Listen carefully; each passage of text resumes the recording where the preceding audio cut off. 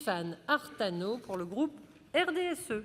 Merci Madame la Présidente, Monsieur le Ministre, mes chers collègues. Je voudrais déjà commencer par remercier nos amis du groupe CRCE d'avoir amené ce sujet qui démontre très clairement, de mon point de vue, le pouvoir de la technocratie européenne sur le pouvoir politique. Ce sera un autre débat à un autre moment. Cet accord, le CETA, a été considéré et présenté comme ambitieux. Il l'est, la Commission européenne estime à plus de 600 millions d'euros, je crois, les barrières qui tombent pour les exportateurs. Vous parliez, Monsieur le Ministre, de la libéralisation des services. Je crois qu'on attend en termes de PIB quasiment plus de 6 milliards d'euros à l'échelle européenne par an, ce qui est considérable.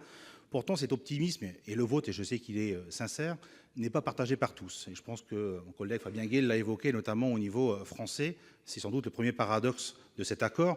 Le second paradoxe, c'est l'outre-mer. Et Saint-Pierre-et-Miquelon en l'occurrence. Ce n'est pas une touche exotique que je vais vous apporter ce soir, vous allez voir pourquoi.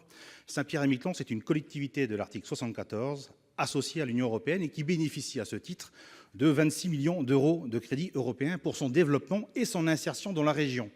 Vous avez vite compris que la région, en l'occurrence pour Saint-Pierre-et-Miquelon, dont je suis originaire, c'est à 30 km le plus grand voisin en Amérique du Nord, c'est le Canada. Vous voyez tout de suite où je veux en venir. Le paradoxe pour nous, c'est que Saint-Pierre-et-Miquelon n'a pas été intégré à aucun moment par la Commission européenne dans les discussions. Alors que Saint-Pierre-et-Miquelon, depuis 11 ans, quand j'étais président, j'essayais de créer une porte d'entrée vers l'Europe. Aujourd'hui, on a créé un pont entre le Canada et l'Union européenne. On ne considère pas Saint-Pierre-et-Miquelon comme territoire européen et territoire français à proximité du Canada. Ce qui est navrant. C'est aussi pour ça que la Direction générale du Trésor a rendu un rapport en 2016 avec un certain nombre de préconisations qui n'ont jamais été traduites par un plan d'action. Vous avez évoqué un plan d'action national. C'est pourquoi je pense que le gouvernement français, premièrement, doit assumer le soutien qu'il apporte au CETA. Il ne doit surtout pas faire supporter, notamment à Saint-Pierre-et-Miquelon, la seule responsabilité de faire tomber des barrières douanières qui appartiennent au Conseil territorial, compétent en matière de fiscalité à l'IR, à l'IS et douanière.